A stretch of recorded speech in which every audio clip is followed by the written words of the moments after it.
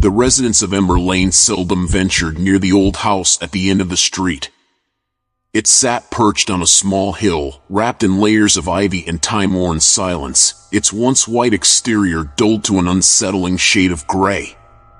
The woman who lived there, a quiet figure with a hunched back and graying hair, was known as Miss Lorna Greaves. She seldom left her home, yet people spoke of her in hushed tones, often passing glances at her windows on mist-filled evenings. A peculiar rumor surrounded Miss Greaves, one that seemed to settle into the bones of the town with each passing year, her collection of dolls, said to number in the hundreds. Miss Greaves, according to neighborhood gossip, was known to display a new doll in her front window every Halloween. Year after year, an eerie pattern emerged. Each doll looked hauntingly similar to a missing girl. One chilly October afternoon, Clara Wilkes and her daughter, Annie, walked past the house. Clara held Annie's hand tightly, trying to ignore her daughter's fascination with the strange and seemingly lifelike dolls that peered from Miss Greaves' window. That night, Annie went missing. Clara's heart shattered, a grief made all the worse by the gnawing suspicion that something about Miss Greaves was deeply wrong. Her mind raced back to those dolls, each one with an oddly familiar face, an unsettling look as if they were watching, waiting. 2 days after Annie's disappearance, Clara found herself standing in front of the house on Ember Lane. The windows, usually empty, held a new doll, a small figure, pale as porcelain, with wide, blue eyes and a soft smattering of freckles across its cheeks. Clara's breath caught in her throat. The doll looked just like Annie. Clara's hands shook as she pressed them to her mouth, staring at the doll that bore her daughter's likeness. It was impossible, she told herself, absurd even. And yet, she couldn't tear her gaze away. The doll's blue eyes, startlingly close to Annie's, seemed to glisten with something beyond glass. They held an awareness, a flicker that chilled Clara to the core. Neighbors bustled past, avoiding eye contact. None seemed to notice the doll, nor Clara's haunted stare fixed on Miss Greaves' window. Her heart pounded as she remembered her conversations with those same neighbors, how they muttered about Miss Greaves but never questioned her directly. Clara took a deep, rattling breath and approached the gate. Miss Greaves' house felt almost like a living thing as Clara drew near, its windows darkened as if holding secrets of their own. The gate creaked open reluctantly, and Clara stepped inside, feeling as though unseen eyes were watching from every shadow. She glanced once more at the doll in the window and shivered. It looked almost as though it had shifted, its face turning to follow her movements. Just as she raised a hand to knock on the door, it swung open. Miss Greaves stood before her, backlit by a dim yellow glow. She was smaller than Clara had imagined, her frame fragile and bird-like beneath a faded gray shawl. Her face, though worn and lined with age, held an odd sharpness, as though each wrinkle had been meticulously etched. "Can I help you, Mrs. Wilkes?" Miss Greaves asked, her voice soft but sharp as a needle. Clara swallowed, her resolve faltering under the old woman's gaze. I saw the doll in your window. It looks like my daughter," she whispered, each word feeling heavier than the last. She expected Miss Greaves to deny it, to laugh even, but instead, the woman simply watched her in silence, her expression unreadable. "Many of my dolls resemble people," Miss Greaves replied finally, her voice unruffled. "They're simply reflections of what I see." She tilted her head slightly, her eyes narrowing. "And what people give me, of course." Clara felt her skin prickle, a creeping unease settling over her. "Give you? I don't understand." Miss Greaves stepped aside, gesturing for Clara to enter. The air inside was thick, weighted by an odd mixture of scents, dust, lavender, and something metallic that made Clara's stomach twist. The house was filled from floor to ceiling with shelves upon shelves of dolls. Some were small and porcelain, others large and crafted from fabric, but all had faces that felt unnervingly human. In the dim light, their eyes glinted as though they were watching Clara, observing her discomfort with silent patience. "You see, Mrs. Wilkes," Miss Greaves began, her voice smooth as silk, "each of my dolls holds a story, a memory, a piece of someone." She stopped in front of a shelf where a new doll sat, her face pale and small, her eyes wide and bright.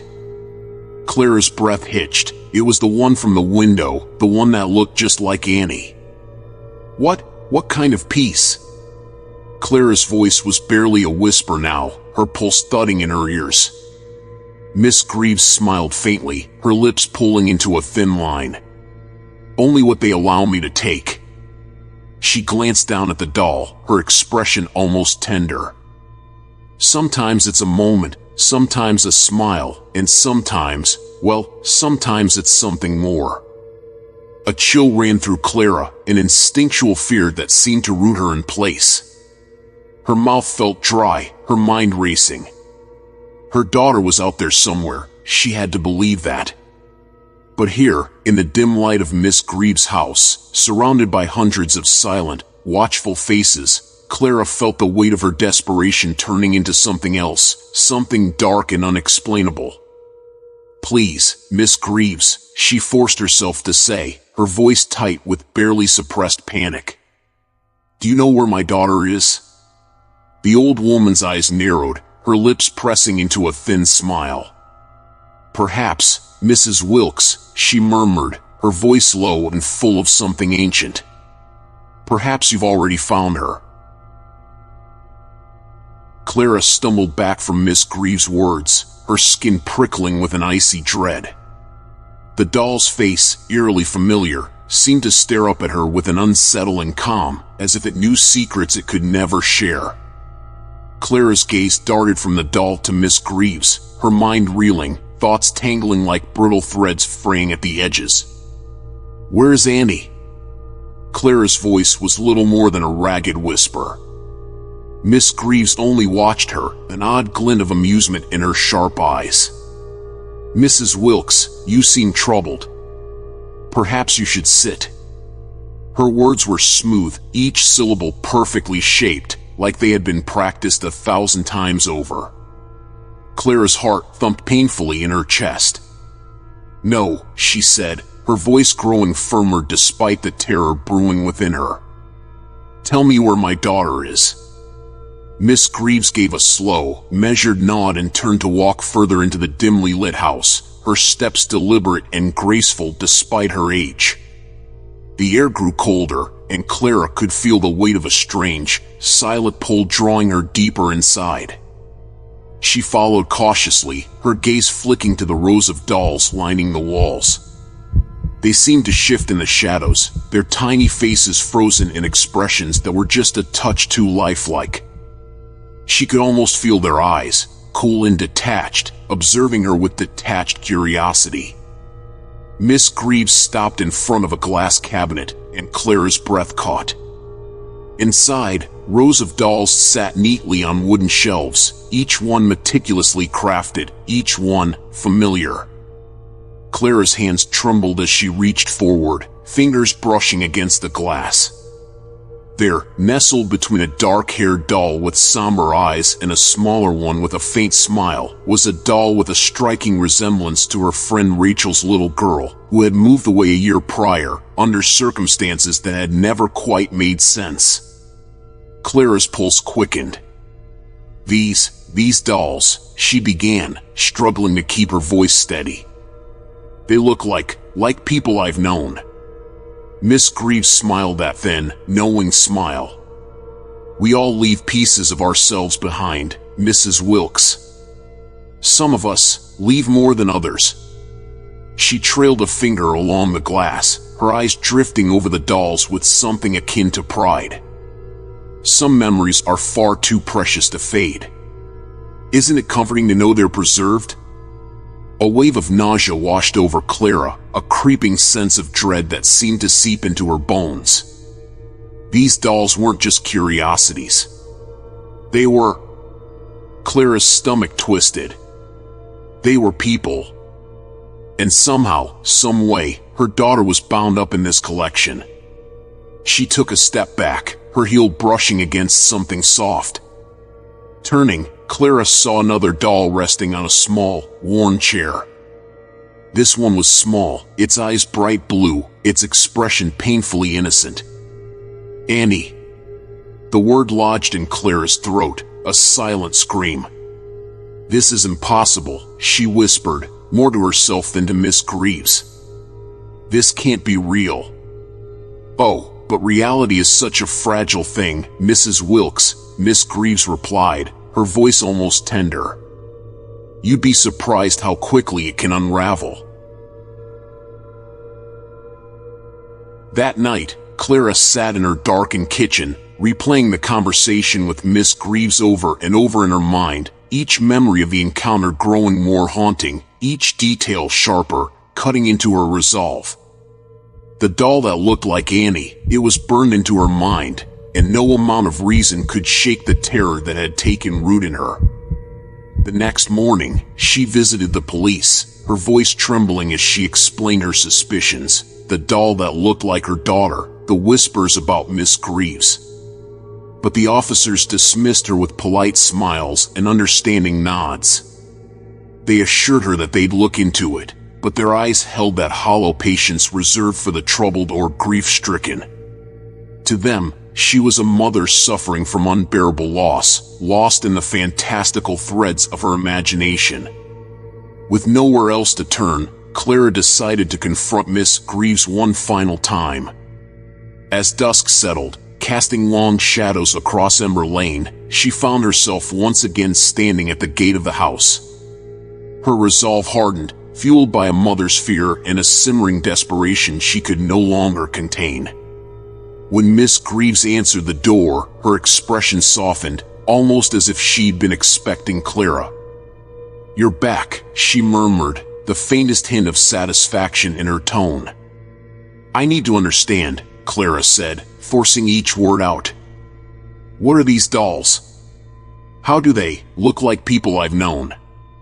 Miss Greaves' gaze held hers, unwavering. "They are memories," she replied softly, as if explaining something simple to a child. "They are pieces of souls, captured, held safe from the ravages of time. It's my gift." "A gift?" Clara's voice broke, her throat tight with anger. "What have you done to Annie?" Miss Greaves' gaze turned almost sympathetic. "Your daughter," she said, "is safe, Mrs. Wilkes. Safe in a way no harm can reach her." She glanced back toward the room where Annie's doll waited, and for a moment, a flicker of something soft, almost regretful, crossed her face. "What do you mean?" Clara asked, a pleading note in her voice, her anger giving way to raw desperation. "Please, I just want her back." Miss Greaves tilted her head, considering.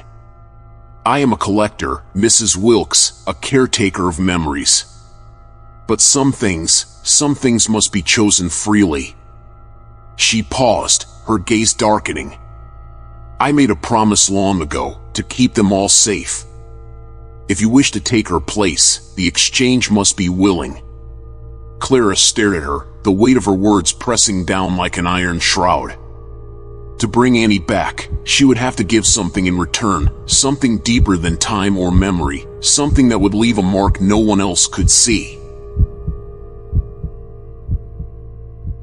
Clara's pulse quickened as Miss Greaves' words hung heavy in the silence. The old woman stood before her, a silhouette shrouded in mystery and shadow, her gaze unwavering. Clara's mind swirled, thoughts fracturing under the strain of what Miss Greaves was offering.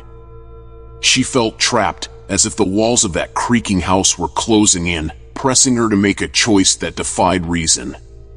What would taking her place even mean?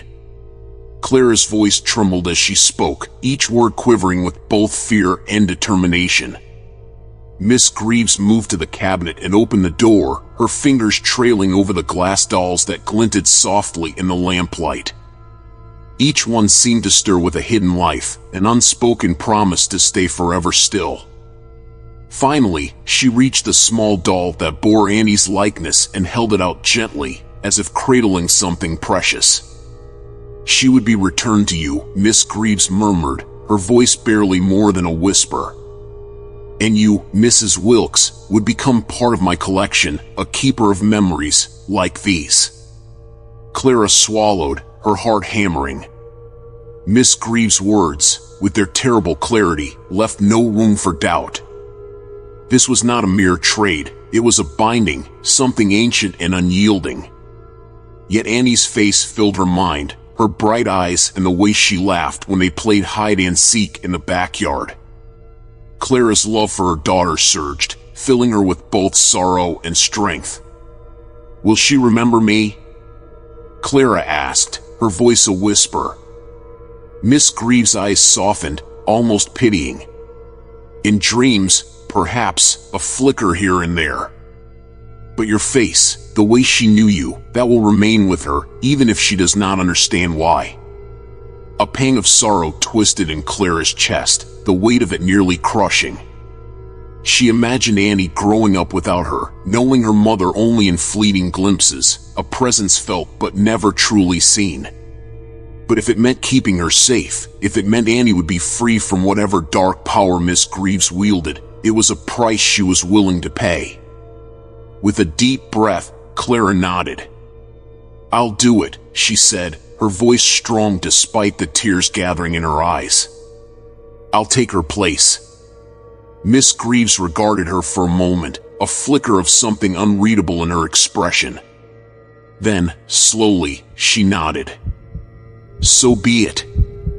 Clara felt a strange sensation then, a pull from within, as if something deep inside her was unraveling, being drawn forward, coaxed from the very marrow of her bones. The room spun, and she heard the faint chime of laughter, Annie's laughter, pure and joyful, echoing in the distance as if from another world.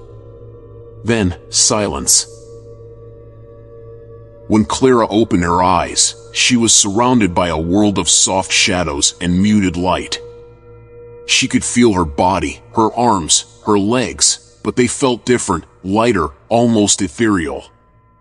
She tried to move, but her limbs were stiff, her form bound by an invisible force. Panic surged, and she wanted to scream, but no sound emerged. She was trapped, her vision fixed and narrow, seeing the world from a place that was no longer truly her own. From this strange, immobilized state, she could see Miss Greaves, holding the Annie doll with tender care. Clara's heart, if it could still beat, ached with a fierce, protective love as she watched the woman carry the doll from the cabinet and gently set it down on a small wooden table near the window. A knock came at the door, and Clara's heart leapt. Her husband. She could hear his voice, raw with desperation, calling out Annie's name. Miss Greaves moved toward the door, and in an oddly formal tone, she invited him in. Clara watched as he entered, his eyes wild with hope and anguish. And there, standing beside him, was Annie. Clara's heart swelled. Her daughter was free, bright and beautiful as ever, gazing up at her father with a soft smile that lit the room. "She was here all along," Miss Greaves said smoothly, gesturing to Annie, who reached out to hold her father's hand. "Safe and sound." He let out a shuddering breath, the tension in his shoulders easing as he clutched Annie close. Miss Greaves glanced at the cabinet, her eyes lingering on Clara, and for a moment, Clara thought she saw a flash of recognition, a faint acknowledgement of the sacrifice she had made. But then, the moment passed, and Miss Greaves' expression returned to that impassive calm, the look of a curator safeguarding her treasures. She turned, ushering father and daughter out of the house, her voice a soothing murmur, assuring them that everything was all right now. As the door closed behind them, Clara felt herself being drawn back, the shadows deepening around her as she was once again bound in silence. She was a part of Miss Greaves' collection now, a living memory, a mother's sacrifice preserved for eternity. Clara could only watch as the seasons passed, as new faces drifted in and out of Miss Greaves' life, each one gazing in awe and fear at the rows of dolls, never understanding the truth of what they beheld. She became familiar with each doll around her, each trapped soul with its own story, each bound to Miss Greaves by choices and promises too dark to comprehend. From her silent, immobile existence, Clara watched as Halloween approached once again. She could feel the energy of the night, a kind of quiet excitement as Miss Greaves began arranging her collection, shifting the dolls to new places, dusting each one with reverent care. She knew, with a chill of certainty, that another soul would be claimed tonight, another child would disappear, and another mother would face the same terrible choice. But this time, Clara felt something shift. A deep resolve welled up within her, and though she was bound by invisible forces, she focused her will, her love, her desperate longing. With every ounce of strength left in her, Clara projected a silent plea, a mother's warning, into the air. That night, Miss Greaves opened her door to welcome another family, and for a split second, Clara felt the faintest tremor in her confinement, a flicker of movement she had long thought impossible. It was only the briefest sensation, but in that moment, she knew her warning had reached the child. She had broken through, if only for an instant. And in that quiet house, as Miss Greaves smiled and turned to the cabinet where Clara's doll waited, she felt a flicker of satisfaction. She had fulfilled her promise, in a way Miss Greaves could never silence. Forever bound to the collection, Clara remained vigilant, a quiet force, waiting and watching, determined that one day, her story, and the stories of all the others, would finally be heard.